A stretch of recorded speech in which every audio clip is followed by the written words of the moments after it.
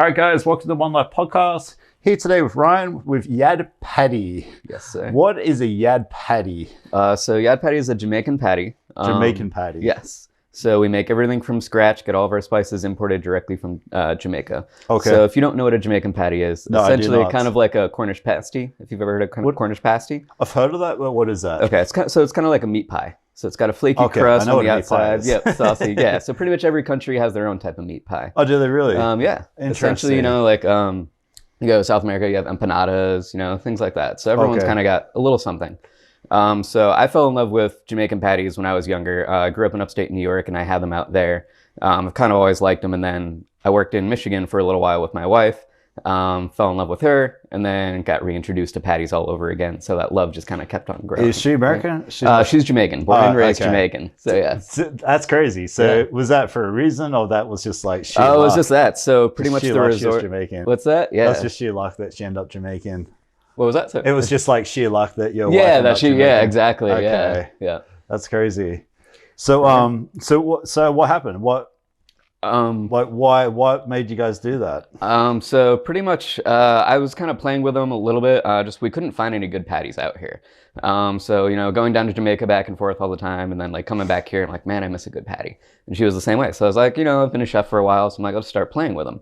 So I started playing with them, and then pretty much when I started playing with them, that's when COVID came around. Okay. Then I lost my job, so I started, you know, making them, selling them, having my friends try them out, and then they're like, "Oh, these are really good." And I was like, you know what? I've always wanted to work for myself, so I kind of took that as the opportunity to just kind of go and start doing it myself. So we were doing pickups and deliveries during COVID, and kind of getting the brand out there. So, Dude, yeah. it's so fun. I got a guest coming on next week. He's Australian. Thunder Down Under. Okay. COVID started. He started making meat pies. No way. Now that's what he does for a living. Literally your story. That's insane. And you're talking how it's a different form of meat pie. Yeah. It literally is your story. Yeah, That's crazy. that's crazy. It seems like a lot of people stepped up and adapted during COVID and started that little business or that little side hustle that they've always wanted to do. Yeah, most definitely. What was your job beforehand? So I was a chef on the Strip for a little while. So I was at Libertine Social for a minute. I was at Sage before that. So I kind of bounced around. I've been in Vegas for about 8 years now. So you just had a nice secure job. What's that? Yeah. Okay. So, yeah. But you always kind of wanted to do your own thing. Exactly. Yeah. What made you want to do your own thing? It was just kind of the drive of just seeing how successful other people can be, you know, kind of doing it for yourself. And then just kind of realizing, for me, I'm not like a big corporate person. So realizing being in a corporate entity for a while and just kind of seeing how you're more of a number than you're actually valued as yourself. 100%. An employee. Yeah. So I was like, kind of like, you know, I wanted to step away from that and like really value myself and work for myself and just kind of grow as myself. So, how old were you when you started? 2 years ago. Like, how old are you now? What's that? I'll be 31 in November. So, Okay. Yeah. Okay. So you're like 28, 29 when you started? Yes. Yeah. Okay. Were your parents work for themselves? Are they entrepreneurs? Or no. So my family's, my side's kind of working in the system. My wife's side, they've been, her dad's a farmer, and then her mom actually owns a little shop that's attached to their house. So they're both entrepreneurs on their side. So she's seen a little bit of that on her side. Exactly. Yeah. For me, it's a whole new experience. So I pretty much went into all this going blind. Just like, this is what I want to do. Did some kind of a little bit of research here and there, and I was just kind of like, let's just run with it. What was the family's thought? Were they like, for my family, it's all about that secure paycheck, secure job. Most definitely. Were they freaking out? A little bit, yeah. It's like, especially like my dad, he's always like kind of, you know, main guy with the system, following that, you know, get a secure job. He's like, why don't you just stay on the Strip? Do this. You got a good paycheck. And I tell him like the troubles that I've gone through, and I'm like, it's not worth it. And for him being like he worked for a company for 40 years. And then they laid him off. Early retirement. Doesn't even get to collect his pension or anything. And I'm like, I don't want that to happen. And for you and I, that just sounds awful. That scares the hell out of me, right? Yeah, it's a very hard conversation.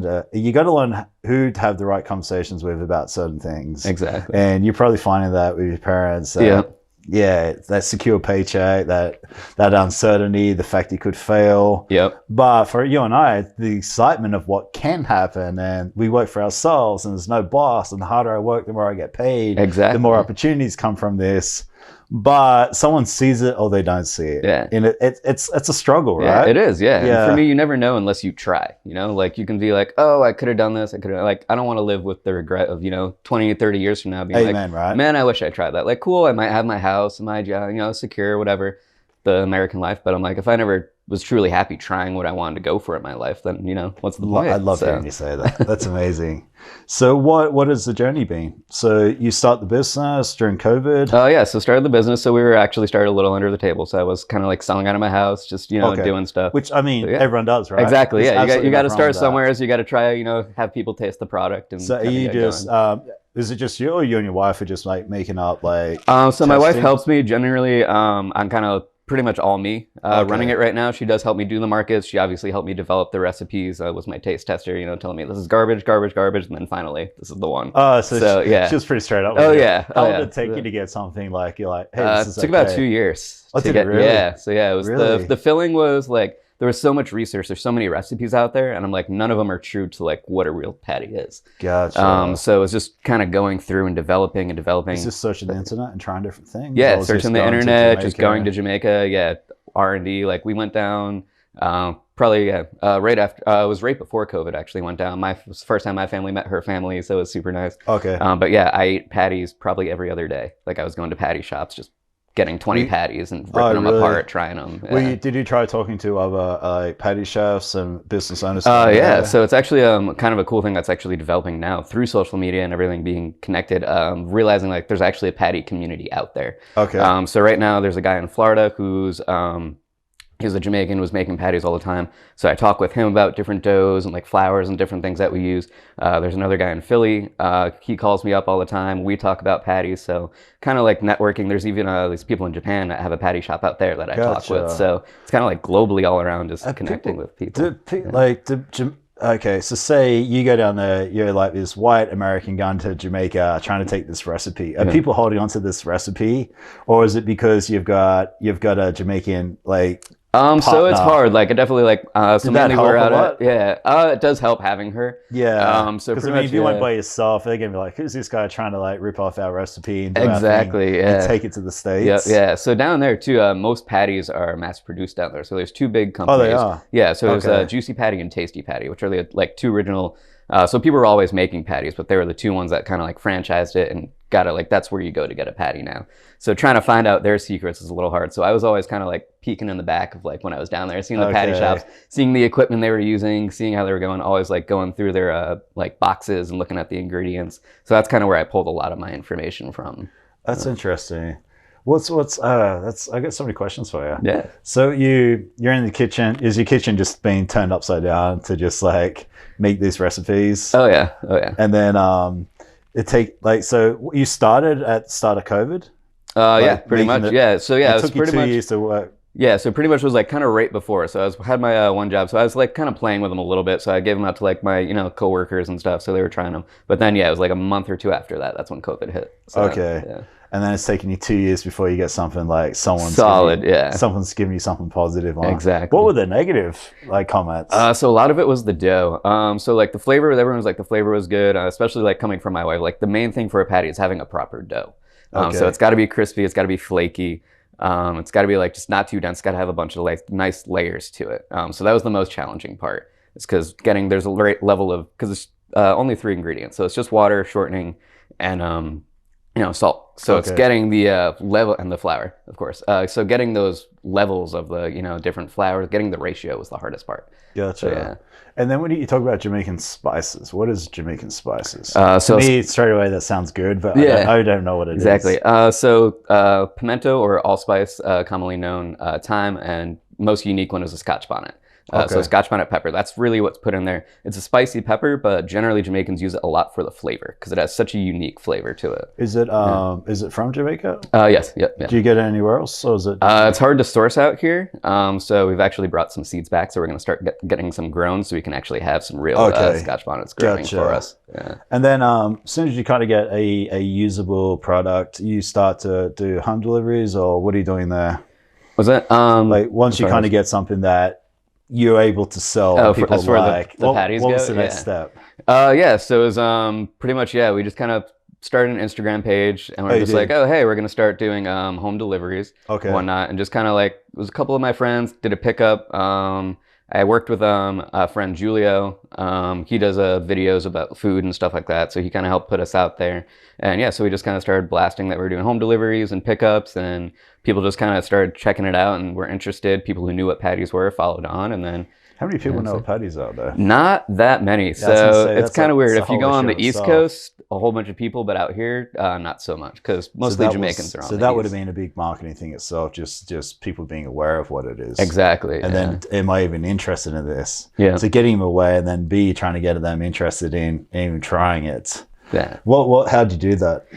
So it's pretty much I gave like descriptions of what patties are. I kind of just pretty much photos. It was visual, you know, so people could see it. They see the flaky dough, they see the saucy filling, and then just giving descriptions. So people would kind of see like, oh, what's that? And I think they were just willing to try it. So. Were you doing the photos yourself? Yeah. Just you have a camera? Just from my phone. Yeah. Gotcha. I've always I did photography like when I was in high school, and just kind of always played with it. So a little bit of that memory is still there, kind of get the angles and just play around with it. So, but literally just picking up your phone and using it. Yeah, exactly. Talk to me about that. Like someone out there who's procrastinating on taking photos and putting themselves out there. What would you tell them? Just do it. Just do it, right? Like you're gonna take hundreds of crappy photos. It's gonna happen. But then you just take a couple that look good to you, you know, and it takes 20 seconds to take a photo, you know, and then upload it. And then now, you know, with Instagram, you can add filters. You can always make your pictures look better than, you know, it does if your lighting's not good, and so on and so forth. But even if it's the worst picture and the worst lighting, it's still better than nothing. Yeah. It's like kind of like, I'm sure you probably know Gary Vee. Gary Vee. It's always content. And yeah, so if you're not putting anything out there, no one's going to know who you are. No one's going to know what you're doing. Amen. You put something out there, they're going to find you. Yeah, something, right? Exactly. Yeah. And then me as a photographer, a professional photographer, sometimes the things that I think are amazing, people don't like, and things I would never post, people relate to. Yeah, I could see that. Yeah. Boggles my mind. I'm like, oh, their foot's cut out, their hair's chopped off, and like people are like, oh, this is the best photo ever. I'm like, I would never post this, because when I do photo shoots, I let the client pick the photos that they want edited, and some of the ones they pick, I'm like, they're paying for it. Like I'm just going to do what that makes them happy. Yeah, there you go. So it just shows like it doesn't really matter. But what matters, like you said, is putting out content and getting people to see it. Exactly. Yeah, I think like the world we live in now, like there's such a broad audience now that you can just put everything out there. Like everything's not so black and white as it used to be. You know, there's so many different spectrums and stuff that people are looking for. It's never been more accepted to put out unprofessional content, right? Like back when like we're kids, the only TV you saw would be professional TV ads. Now like I can literally pick up my phone and talk to it, and I get way more traction on that than I do something I spent 25 hours editing. Exactly. Sucks. It sucks. But it's also very beneficial. Like going live now, I'll probably get more views on this live video than I will on the one that's polished, professional, $2,000 camera, lighting, professional audio, posted on YouTube, fancy thumbnail. But this live will probably get more traction. Super frustrating. It is. I believe it. Yeah, you put all that work and dedication into it. It is what it is, and you've got to adapt to it. So, how were you just using Instagram for the marketing? Yeah, so that was our main, Instagram, then Facebook, and then that's pretty much still even right now, like still playing with TikTok a little bit. Okay, you need to get on that. What's that? I know, yeah, that's what everyone tells me. Yeah. You need to get on that 2 years ago, but definitely tomorrow, I want to hear that you're on that. All right, yeah, we're on there. I just got to blast. I always, because it's like drilled in my brain, it's like Instagram, because that's what I've been using. I'm like, I got to move that over and do, the TikTok and then the Instagram. Yeah, I was going to say what I would do, and what I personally do is I go Instagram and then I repurpose Instagram through everything else. Oh, okay. TikTok and YouTube Shorts being the priority right now, and then refilter that everywhere else. Okay. So how long did it take you get momentum on your Instagram account where it started leading to sales, and what was the progression with the business? It was definitely a little slow at first. We had, maybe like 1 order, 2 orders here, coming through, but it started getting recognized. I had all my friends started like sharing with their people, being like with a bunch of chef communities. It got people peaked about like, oh, what's this kind of new food coming to Vegas? We've never really seen this before. That must mean no one else doing it, right? What's that? Yeah. No one else doing it in Vegas. What's that? No, not really. So there's other Jamaican restaurants out here that have them, but we're the only ones that, as far as my knowledge, that's actually making them from scratch. Okay. So there's 2 big producers out of New York, Golden Crust and then Royal Caribbean. Are 2 ones that like sell manufactured frozen ones. Their products just, to me, aren't that great. They're cheap. The dough's not good. They kind of taste like cat food. Okay. So those are pretty much what most restaurants are using out here. So that's, again, why we started doing our own. And then, So. Okay, gotcha. And then what type of sales were you doing? Like how did you go from just a couple a week to like where you're at now? Like, Yeah, I was just blasting it out, making specials. Again, like I would just throw extra patties, like flavors in with people's orders, or just drop them off to bars and barbershop. Like I would go to my barber. I was like, oh, here's a bunch of patties, like try them. So you pretty just much giving it out for free. Yeah, I was giving out them for free. Yeah, just so like get that word of mouth out. I love I can tell you're a Gary Vee fan. I can tell you. Who else do you, as far as entrepreneurs and stuff, who else do you look up to? And have you got influence? Who's been the main one lately? Pretty much I gotta do more self-discipline on myself to really grow and get my knowledge down. And I can tell you're a Gary Vee fan because I'm a huge fan. I've been a fan of him for a long time. And I can tell you're thinking outside the box, you're taking action, you're not overthinking it, and giving out free products and things is huge. Yeah. I do free videos all the time. Yeah. And it's led to some of my biggest clients and some of the most money I've ever made just by putting myself out there. Exactly. Yeah. And I mean, you literally get like, I can't imagine how cheap it must be just to give away a couple of products, right? Yeah.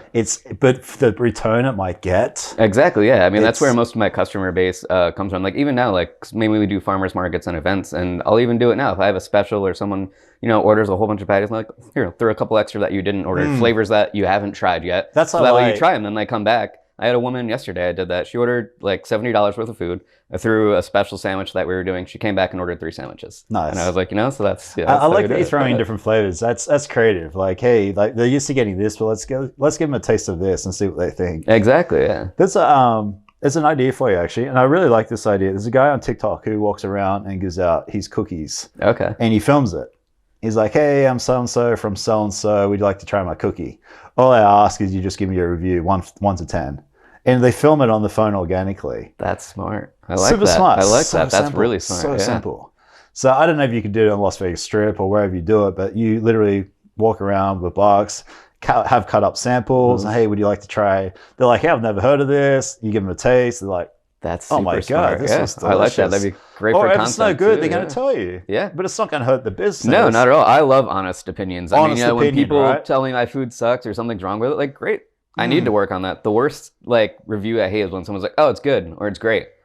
Tell me why it's good. Tell me why it's great. Tell me why it's bad. Like, give me some more detail, simple. right? Exactly. Yeah. Yeah, and I love this because I would say all these people like, yeah, this is like a 9.5 out of 10. Like, next time you're going to get cookies, where are you going to go? You're probably going to go try these cookies out. Yeah. And he's going to people in the water in bathing suits, like swimming, that's awesome. It's so random, but it's awesome. cool. Yeah. It's just taking action Yeah. and thinking outside the box. Exactly. Yeah. What's been some of the most rewarding things from working for yourself opposed to like back in corporate? Just so far? One, being able to just kind of like see myself grow as a business owner, learning all these new things, just kind of like getting that self-determination down, being able to like choose a schedule, which is great. So like nice, out right? here in the summer, it got super hot, markets are already slow. So we went back home to Jamaica for a month. Oh, dude, so it's like, if you worked in a corporate job, they're not going to give you a month off. They'd be like, cool, like we'll find some. I always say that in Vegas, if you have the ability to get out during summer, that's the most perfect Exactly. job. Yeah.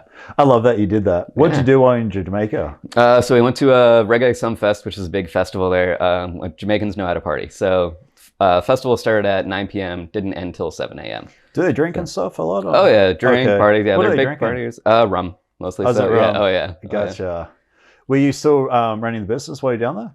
What's that? So we did more R&D while we were down there. Okay. I was kind of playing with a lot of foods down there, so it was great. So my wife, she's from the countryside. So back in her backyard, she has mango trees, cacao trees, all plantains, bananas. So I was pretty much back there picking fruits and just playing with recipes, talking with her neighbors on how they make certain treats and stuff. Okay. It was great to pick like cocoa pods and actually like ferment the cacao and roast them, and actually like ended up making my own chocolate from that. So Oh wow. just really learning with the stuff diversify there. what you're gonna sell. Exactly, yeah, and just really Okay. get in touch with the ingredients and the flavors down there, and like to come back and make our product as authentic as possible. How many would you say SKUs or how many different flavors do you have of the product? So right now we have 8 different flavors that we offer. Okay. Yeah. And what made you why 8? Is there a demand? I know there's a thing, right? Some people like stick to like say In-N-Out. Mhm. They got 2 or 3 products and they're super successful, or they're at McDonald's and they got everything and anything. Yeah. And they're saying you're either got to be that one or the In-N-Out. It's very hard to be in between. Exactly. Yeah. What's your thoughts on that, and why? Where are you trying to go? So for me, it's mainly to get the concept of that we're a patty shop out. So main people don't understand. So like a patty shop, and they have patties. They'll also maybe have like fried chicken or little stuff.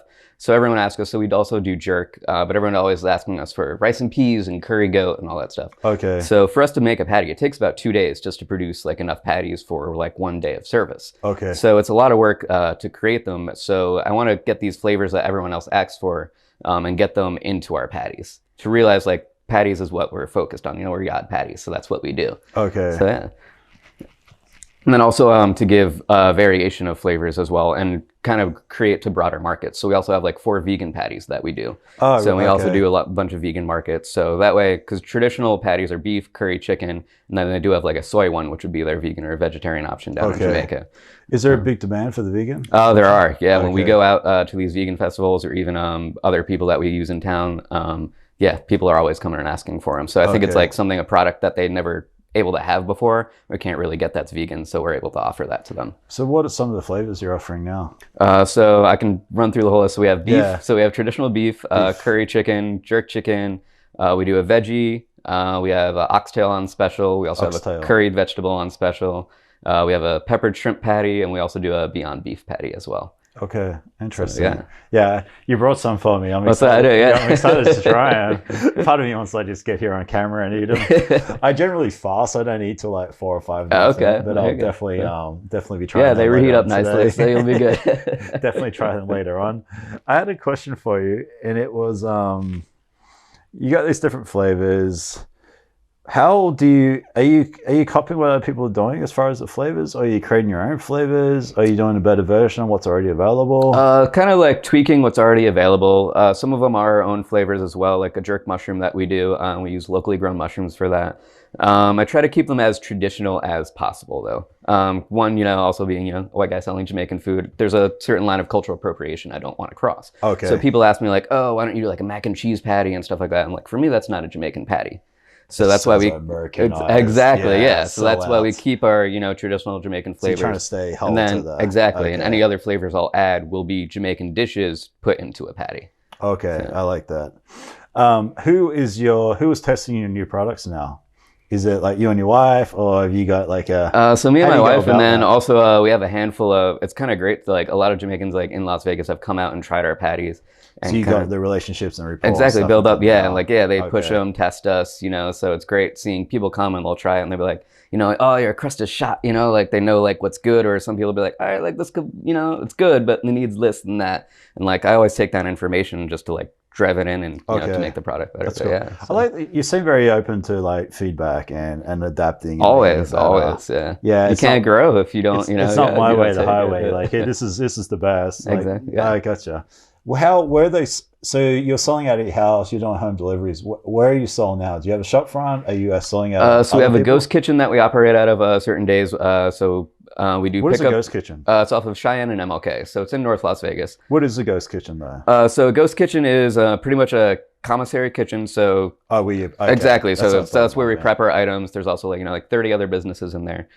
So it's pretty much just curbside pickup. We'll cook it for you. You place the order online. We'll cook it, and then it'll tell you when it's ready to pick up. Oh, so, really? And you're doing that from there? So we're doing that from there, and then we also do farmers markets and special events. Okay. So. Have you considered trying to get it in cafes or places that would serve? Oh, yeah, right now, yeah. So we're kind of working on that to get so everything's handmade right now. So it's pretty much upscaling to get that level of production, figuring out how we can get, to start doing those quantities. Okay. And then also working, getting the proper permitting for that, because then we need to get a wholesale license. So there's a whole nother steps to Is that the next goal from where you're at now? Yes, we would definitely love to supply, other restaurants with our patties, other bars and stuff, because it'd be a great bar snack. I could see myself just sitting there having a beer and eating a patty. Okay.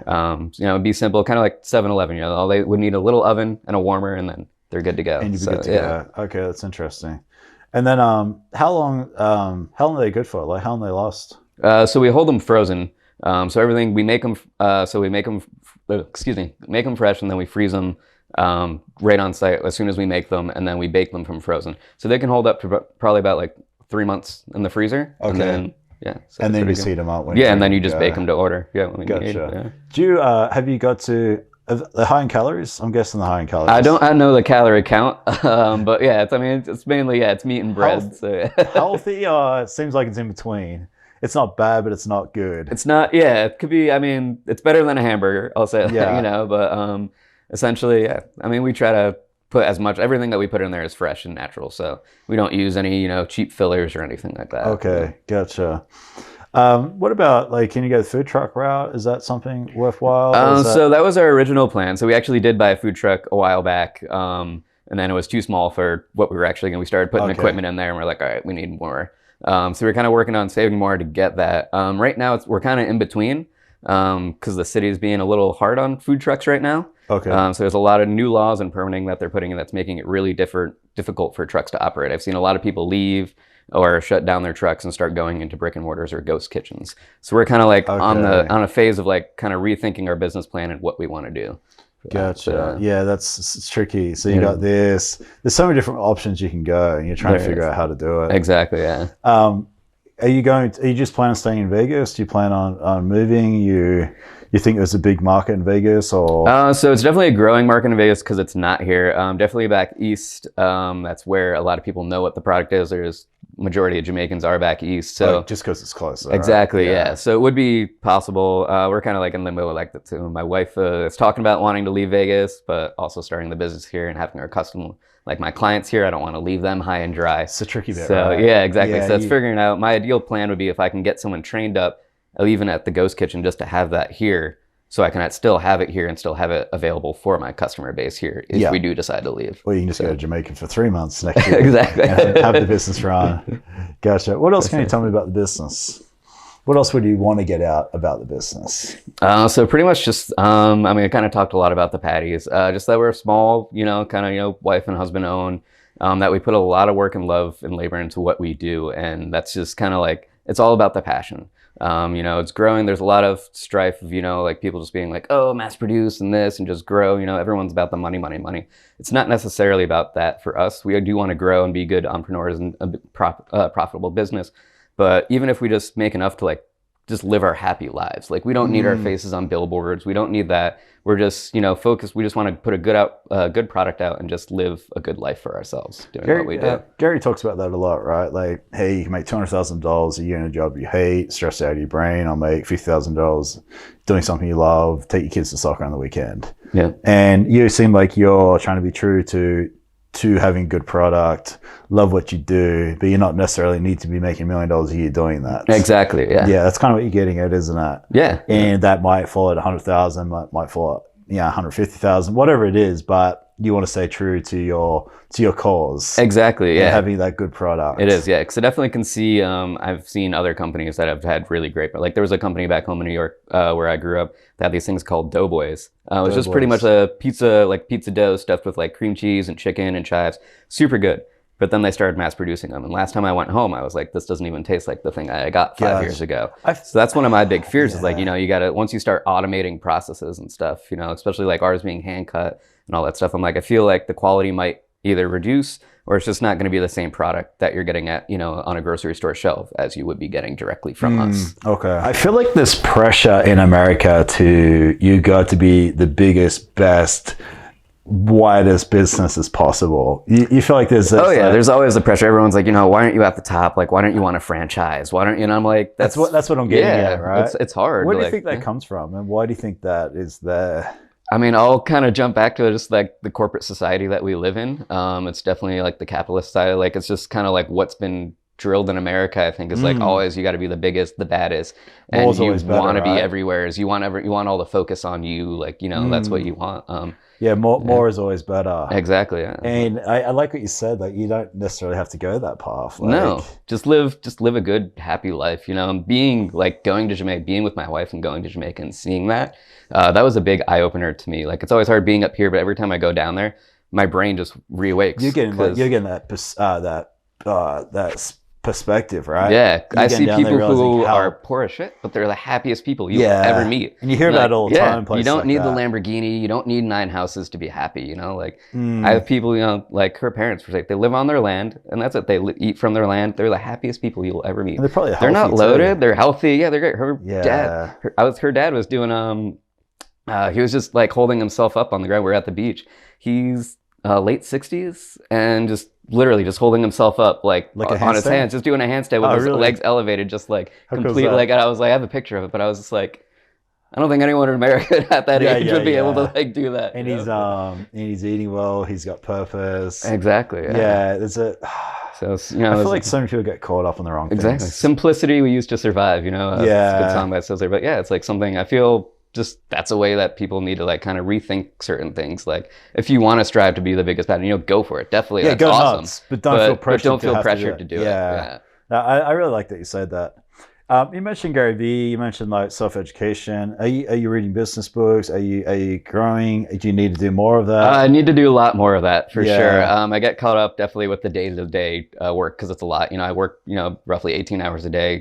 Just physically. So I even get caught behind on emails just to do my paperwork. But I definitely do take a time, like even before I go to bed, like just take an hour, start reading business books and whatnot. I even I was looking through your page this morning and I ordered the I'm blanking on the name of it now. But how to make the friends and how to win friends and influence yourself. Yeah, I just ordered that because I was like, that looks awesome. I was sitting in my car and I'm like, I need to get that and start reading it. Love that. Yeah. It's so funny, man. I do these videos, I put out this content, I feel like no one cares, but when I hear something like that just made my day. Yeah. That's amazing. That's my favorite book, and that's added so much value to my life, and hopefully you get something out of that. I could see that. That's why I was like, I need to jump on this, and that's definitely one thing I need to work for myself, is definitely to like be more open to people. I kind of get shut down and like focused in my mind. I think it's just that kitchen mentality of just go, drive, go.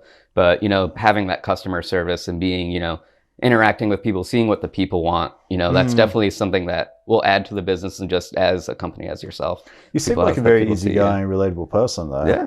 But you just, you're in my head, it's a whole different story. Are you more introverted or extroverted?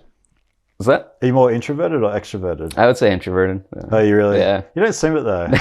I feel like introverts hide it better than extroverts. Yeah, probably. Like, I'm very extroverted, but I feel like most introverts I know, like they put on this persona and they put on this energy and they hide it, but I think they come home and they just suddenly shut down. That can definitely be me sometimes. Yeah. Whereas like the more I'm around people, the more I excel. It's interesting. So have you ever tried Audible? What's that? I haven't, no. Audible is your best friend, because how long did it take you to drive here? About 20 minutes. Did you listen to music? Were you on the phone? What's that? I had a podcast going. Oh, perfect. Yeah, perfect. That's what I love about Audible, is anytime I'm in the car, anytime I'm editing photos, anytime I'm at the gym, I've got a business book in my ears. So that's probably 2 to 3 hours a day. I get education every day.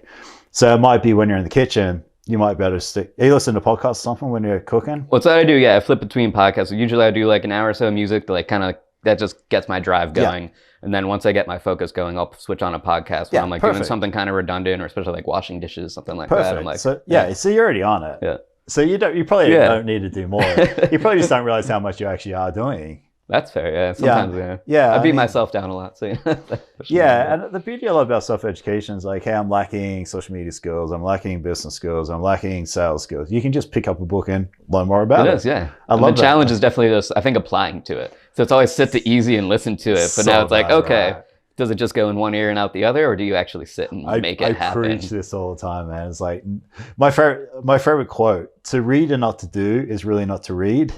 To know and not to do is really not to know.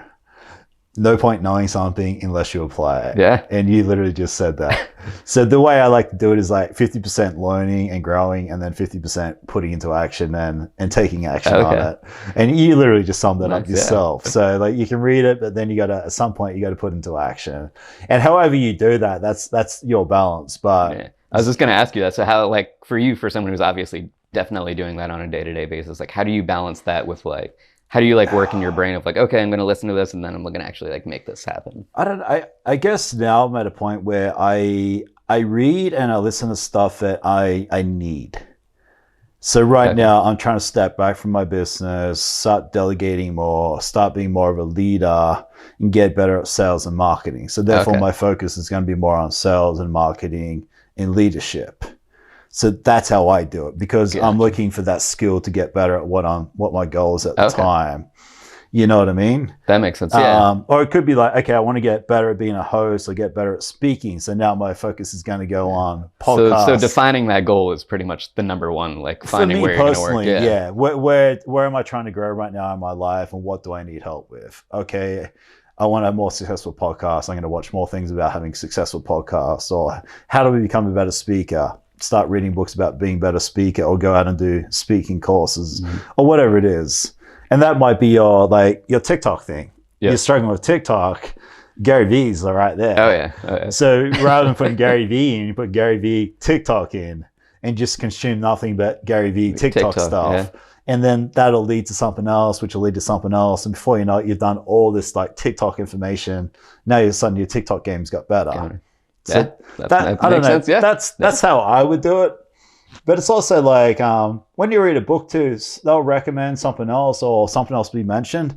First thing I do is like write that down. Because if this book's amazing, you know the one they recommend is also going to be amazing. Yep. Or I'll talk to someone on the podcast like I'm talking to you, and they'll mention a book, and I'll write that down. Because if you've read 100 books and you're saying this is your favorite book, I know that book's going to be amazing. Yeah. First thing I do, I'll go, as soon as the podcast is over, I'll go and buy that book and start listening to it. There you go. Yeah. So what is the goal in the future? So a goal in the future is definitely to get a location. I think that's what we're like a brick and mortar. Yeah, brick and mortar. Yeah. Okay. Because that would be I feel like that would be everyone asks for that right now. So why do people ask for that? Just so they can call in when they want. So they can come in whenever they want. Be more. I feel like people get tired of kind of chasing us down, being at this market, here, there. I could see that. Even like that's with the whole food truck. Like I still want home deliveries still or not? What's that? We do from the ghost kitchens. So right now we're just kind of working because the delivery range that we with our services that we use is so small. A lot of people aren't available to get delivery in their area. Okay. So we're trying to figure out, what we can use. Yeah, different services that we can use to get the broader spectrum out. So you have logistic type problems here and there. Exactly. Yeah. Figure that out. So you feel like brick and mortar is the way to go. Is the way. Yeah. Okay. I think it's definitely more investment. It's more risk. But I feel as far as production, because that way I can have people coming in while I'm producing. So it kind of be a nice balance of that, because right now it's pretty much I'm producing, but I don't have any income coming in while I'm producing, except for a little bit here and there. So if people are coming through the door while we have product being made, and then people can also be more available to buy the dozens and stuff that they want, higher qualities. Because we go out to markets, it's limited. Once I sell everything that I can bring, I'm out. If I have more storage space and everything that I can bring, people can order as many they want. They can order frozen. They can bring. That's interesting. You've got problems by being more successful. That's going to be tricky to work out. Yeah, it's about the growth. Have you got any mentorship? Have you got anyone doing something similar to you that you can go to for guidance and help on this stuff? So like I said, that little patty community that I've been talking about as far as patties production and stuff. What about from the business scale? From the business side, not too much. I don't have. Have you tried reaching out to anybody that you look up to, or? Not. I'm still kind of searching for that. So definitely having a mentor on the business side would be definitely a benefit. Yes, I just had on here, dude. He might be a person to talk to. All right. I think he's 9 years in the food truck industry, and he's got his own restaurant now, and he's got it going on, and he wants to help other people. So very nice. That would be, I'll have to get in touch. With. Yeah, most definitely. Gotcha. So you get your, and I feel like, do you feel like there's a point where the way you're doing it, you're going to know when you're ready to transition into a brick and mortar because you've got a big enough following, you've got enough momentum where you feel like you can justify it? Is that how you're going to kind of go about it? When the demand is the demand is growing and growing. So like I said, certain times we're out at markets and I sell out in 2 hours and I feel bad for the people who show up that can't do it. So the demand is getting there. Once I can create go through the logistics of making everything happen and how it would work out, I think that's kind of the main goals to figure that out. Yeah, that's interesting. And what would it be in Las Vegas, do you think? You guys are pretty set on staying here? Pretty set on it. I definitely want to get that developed here because I want to continue offering the city what it doesn't have right now. So definitely get something set here. And then if we did branch out to somewhere else, as I said, my wife does want to move eventually. So we would definitely, maybe have a location here and then have a truck somewhere else or do kind of the same thing. So what is the perfect brick and mortar set up for you? Where would it be? How big would it be? For me, honestly, patties are kind of like a fast food item. So I would think a spot with a drive-through would be great for Really? me. Yeah, I think Dude, if I this is could find an interesting, man. old like fast food restaurant that went out of business or something like that, it would Really? be great. Like if people just line up, grab patties through the drive-through with, you know, some jerk chicken and then be on their way, or just a little walk-in door. So I never want like a full-scale restaurant for it. I don't need servers in the whole dining room. So it could be something. Have you seen what's the coffee shop? It's on Sunset and Russell or something.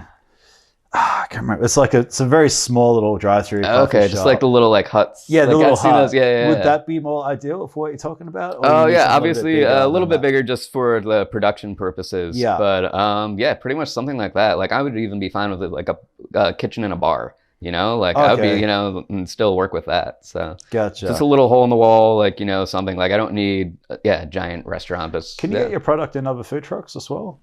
so like I said, once we get that wholesale licensing and all that figured out, then we could start offering. Then you get a yeah, lot of yeah, options. Yeah. Gotcha. What would the ideal be like where would you try to get your product when you're able to do that? Would it be in bars and restaurants? And yeah, definitely bakeries bars, and other such? restaurants, yeah, bakeries, coffee shops. Talking with some people right now, they just opened up a coffee shop. So we're actually kind of figure out, because they're closed at 3. So I'm thinking about possibly, if they're open to it, doing a pop-up there. So once they close, Okay. we can kind of do and then also supply them with our patties in the mornings. We also done a breakfast patty and stuff like that on top of their other pastries that they have. So that seems like that's your next best step.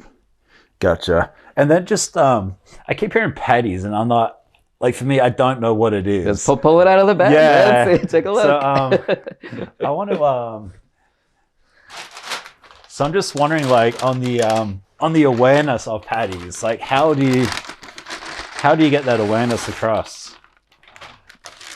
As far as what they are? Or? Yeah, I mean, just getting to the. So I look at this, and this is like there's a thing in Australia which looks just like this. And Okay. We call it a patty, actually. Patty? No yeah, way. so All this right. is yeah, we got a Australian patty. So it's like minced meat and vegetables. So it's a Jamaican version of that. Yeah. Okay. Gotcha. Yeah. Show me that one. Is it the same? Same one. Yeah. Same flavor. So these are both oxtail. Gotcha. Oxtail. Yeah. I can't wait to try this. That's, all right. Yeah. I'm gonna wait, but this looks awesome. So how do you? Yeah. What's the biggest struggle in getting awareness out on these things? It was pretty much defining what it is. So right now I have I had a display warmer every time I was out so people could see what they were. That one broke, so now I have a little display case because my current warmer is enclosed. Because I have people come up all the time and they're like, oh, so it's like a hamburger patty? And I was like, no, it's like I have to say it's a meat pie. As soon as I say empanada, people are like, oh, okay, I know what it is. I'm like, yeah, it's just a bigger, flakier empanada, if you will. So there's something relatable about Exactly, it. yeah. Okay. Yeah. So yeah, I say that, or a hot pocket, something that people can relate to as a meat pie, and then they kind of understand. With your social, is it just pretty pictures, or are you trying to put out like educational stuff and awareness? Of Educational stuff for sure. I'll share obviously like history on patties here and there. Okay. I'll show videos of me making them, so you can see kind of how they're done. And So you're documenting Yeah, documenting everything. Exactly. Yeah. How's the response on that? It's good. So it's kind of tricky. Like people see it once they I think people value, because also our patties are priced a little bit more than like your traditional patty would be. How much do you sell a patty for? So our starting ones are $6, and then kind of go up to around $7.25 depending on the so flavors. they are a little bit higher. A little bit higher, yeah. Generally, in Jamaica, starting out patties were like 80 cents, so they were super cheap. But obviously, like I said, they're mass produced. Ours are all handmade. We're getting all of our spices imported, so that's costly there. But that's my dedication to keep the product with the as true, authentic flavors as we can. How do you build that perception that it is a higher product? It is a more valuable product. You're paying for what you get. Yeah. So pretty much quality versus value, or value price or whatnot. So it was a couple weeks ago, I even made a post and shared, because people were kind of asking. People are like, oh, because I can go to the dollar store and get a Jamaican patty. They have golden crust there. So I pretty much bought a bunch of patties from like Trader Joe's and all these other places that have patties, and put them up next to my patty. So if you go on my Instagram feed, you can see a post, and it literally has my patty versus their patty. So you can see the size difference. Our patties are generally larger than most of the other patties out there. Ours have more filling, true filling. So if like you cut open a golden crust patty, it's just like straight bread on the inside. Like you don't even see strands of meat in there. So it's like you kind of see the fillings and the difference. So that's pretty much what I put out there. So you can see the difference in our patties before you try it. So if you're skeptical of why this patty costs so much and whatnot, you can understand why. Dude, I feel like you're going to succeed because of what you do, these little things. Thank you. It's very rare that I have this conversation where you're thinking outside the box, you're taking these extra steps. I know it's the fact you're younger or I think it's Gary Vee influence, to be honest, man. And honestly, anyone who listens to him and actually puts what he says into action is going to be, I would say 90% of the reason I'm able to do everything I do is because of that guy. Yeah, I've been a big fan for a long time, and he told me to do a podcast. I got a podcast. He told me to post 100 times a day. I post 100 times a day. Yep. He told me to chop up my long form into medium form into short form, put text. Everything he says I do. And I feel like it's because of him, I'm going to get where I want to get to. But I love you're thinking outside the box and you're doing things differently, and I respect that. Thank you. It's cool. It means a lot, I'm really excited to follow you on Instagram and see what you do. Thank you. That definitely means a lot. Yeah, especially because sometimes like I don't realize what I'm doing sometimes either. Like sometimes like I just do it because I'm like, I think people need to see this, but I'm not like you're not necessarily doing it with like thinking that. Like there's this thing like perfectionist paralysis. I always talk about this, and most people, I haven't got the right camera, I haven't got the right equipment, I don't have the right idea, it's not the right lighting, and they don't do anything.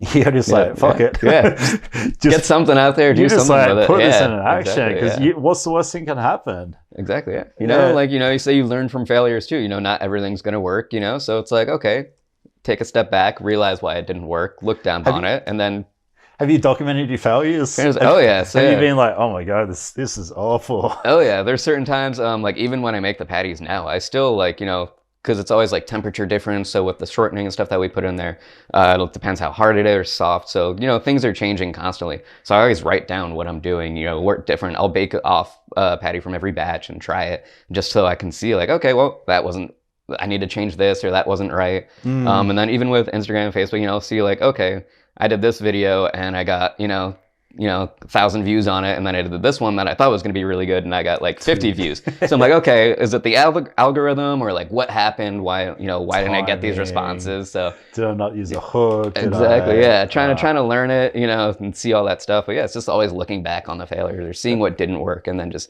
trying to adjust it so it does work. So, yeah. What's some of the mistakes you made so far? So far, business, marketing, product. Talk to me some of your failures. So definitely, I said, when we were going through the patties, so many doughs and stuff I've thrown out. Learning how to like store the equipment and the patties, I've thrown out. I've had a chest freezer I'd plug in when I was traveling, and then totally forgot. So I woke up in the morning like, oh, I didn't plug the chest freezer, and then I just threw out, like $3,000 worth of product. Oh damn! And a couple of days worth of cooking. Exactly. Yeah. Damn. So really, you didn't do that again. Though, exactly. No.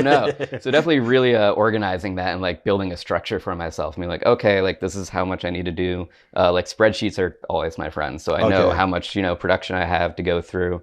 So on and so forth. So I know I'm not over prepping to where I'm leaving a bunch of product there and then I'm like screwing myself and having to throw things away. Failures as far as just getting out there like too quickly sometimes. I've done events and stuff that I really didn't know what I was stepping in for. Okay. And then so there's one kind of like one of my first times setting up. There was a lot of shady pop-ups that I didn't know were going around. So I was like, people invited me to do a pop-up. I'm like, oh, sure. And I just realized it was people like making money off vendors. So I went there, set up all my stuff, and then... And they charge you. And then I get there, charge me a fee. And I'm like, I'm showing up into like a dirt lot somewhere where there's like a whole bunch of vendors set up. We're there for 5 hours.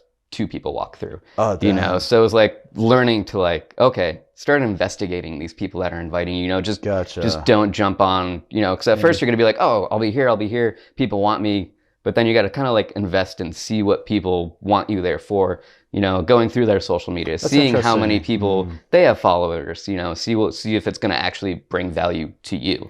Don't you love social media for that though? That's that. I do love that because that's how most people reach out to me. And then, it's like, because like I have one guy, he reaches out, bless his heart, but all the time he's like, oh, I got this event going on. It's going to be great. Come here. It's a $150 vendor fee. And I'm like, I don't even pay that much to be at the farmer's market. And I'm, doing good over there. And I go and see he's got like 80 followers. And I'm like, you want me because I have like 2,000 followers, so like you're hoping I bring business to you, which I'm all down for, but I'm like, should be inviting me for free or paying exactly me. Yeah, it's like, so there's a community of like food trucks and stuff that I work with, different mobile vendors, and right now it's just establishing like that self-worth for yourself. So there's a lot of people who invite you to do events, they want you to pay fees, and we're kind of at the point where it's like you have to start setting minimums for yourself. because, you know, it's your time, your efforts, your money if you go and vend somewhere. And then they're like, oh, we have this event, but you go and don't make money. And now for them, they want like, you know, so I've been some events and they're like, oh, we want like 9 vendors for like 100 people. And it's like, well, none of these vendors are going to make money if you're doing that. Yeah. Okay. So it's, so pretty much setting those minimums. So being to them like, okay, this is what it costs for us to be there. Like if you want us that badly, you know, have this guarantee. So say we'll have a $400 guarantee. So that'll be, so guarantee us that we'll make $400. If we do, great, you don't owe us anything. If we don't, exactly, yeah, pay the difference of, so say I make, you know, $300, then now you're responsible to owe me $100. So that way I at least, you know, went there and didn't lose. Yeah. So yeah, you lost time, but you haven't lost money. Exactly. Okay. Yeah. With the ability to make more money. Yeah. I like how you said self-worth, because I think about that a lot myself. I've been in a position where I've nickel and dime negotiating, and the more you have self-worth now, it's like, this is what I'm worth, take it or leave it. Exactly. Yeah. And this is what I need to go because this is what I'm worth. Yeah. I've talked with another person about it, because I was kind of like, how do you structure that? Because I know like certain people are going to be like, well, I'm not going to pay you to be here, blah blah blah, for you to make money. And she kind of said it that way. She's like, well, this is, you know, this is my break-even point. This is what I need to make to be at the event. And then I'm like, so clients who don't want to do that, and she's like, well, they're not invested in me, so why should I be invested in them? And I'm like, that kind of makes sense, you know? So it's like everyone's out there to do things for themselves, but also, you know, having that community and being there for each other, you know? So it's like, if you want me there, you should want to see me succeed as much as you want your event to succeed. So no, I like that. What else have you kind of learned through the business? It's just been, I don't know, kind of gonna be like things you're looking for. My brain's like always all over the place. No. It's fascinating because it's a whole different industry I know nothing about. So everything you said has been pretty fascinating. Gotcha. And stuff that I would never even thought about. Like it's really interesting. What else have you kind of like? That's obviously like wasting products, wasting your time, and then going to the wrong places and paying too much or not having enough people there. Yeah, networking with people is huge. Yeah, how's that? It's good. It's troublesome because there's certain people. Networking with who exactly? What's that? Like other business generally owners? other business owners, different operators. So I have other people like we'll shoot events to each other if I can't do one. Like, hey, this person wants this event. Okay, that's awesome. So things like that. So pretty much finding the right people who want to have community. Like for me, having communities, like kind of like that's how everyone will succeed. You know, you could be the lone dog or try and sit on a high horse, but if you don't have other people who are going to help you grow, and you help them grow, I feel like everything's going to collapse at some point. So it's funny. It's not why I did this podcast, but I'm starting to see the people have been thanking me. And I was like, why are people thanking me? And I guess I'm providing value to the community, Las Vegas community, because I'm showcasing these businesses and I'm helping these businesses.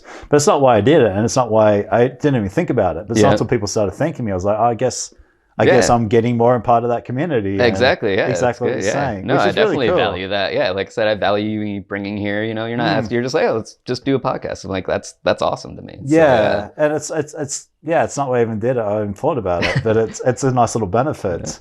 What is, as far as you talk about like growing stuff, what is the biggest thing you've grown from the business that like you look back now, you're proud of yourself? Like just to where we are today, like, you know, like I started cooking ever since I was 15, went to culinary and all that school. And I always think back to like, you know, I guess it'll be another Gary Vee statement, but I like look back to your 13-year-old self or whatnot. And like, you know, it's easy to get down on yourself. Like I do sometimes a lot, but then it's like, you take that step back and look at like where you are and how much you've grown. Like I say, you know, look, 2 years ago, I was making these patties out of my house, you know, stuff in my freezer full of them.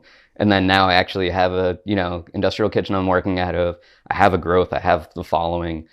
So being able to take that challenge and doing it by myself is just kind of like really eye-opening for myself. And it's like, just being like, you can do this, you know? So like Reggae in the Desert was a big festival that we did. And that was kind of one of my biggest challenges. I'm like, okay, you know, it's a reggae festival. We're going to sell a bunch of these things.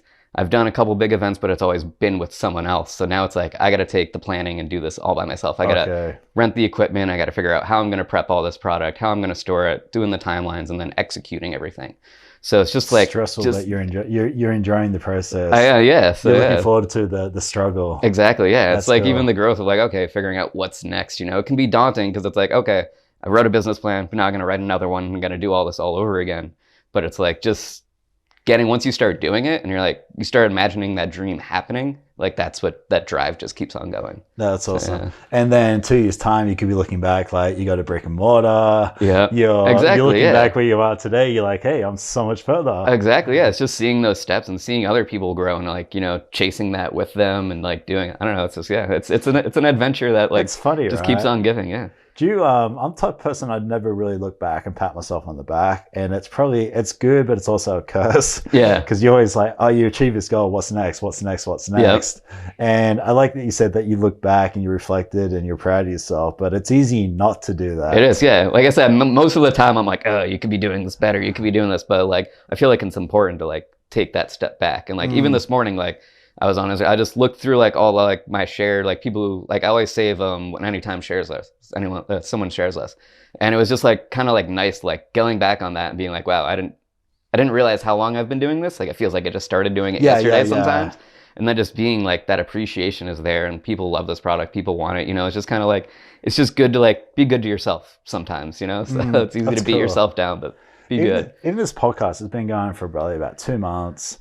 And before you got here, I was flicking through my YouTube and I was like, wow, there's so many videos. Yeah. And it's literally been about 30 of these conversations with 30 different amazing people.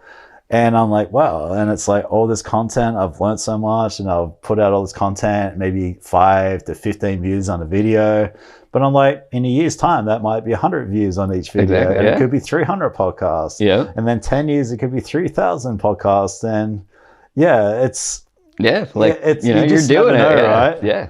But I like that you're following your passion, and it's not about the money. The money is going to follow. Exactly. Yeah. And that's the first thing I kind of got out of you. Like you're really passionate about what you do. You're really passionate about your product, and I think because of that, you'll succeed. Thank you. Thank you very much.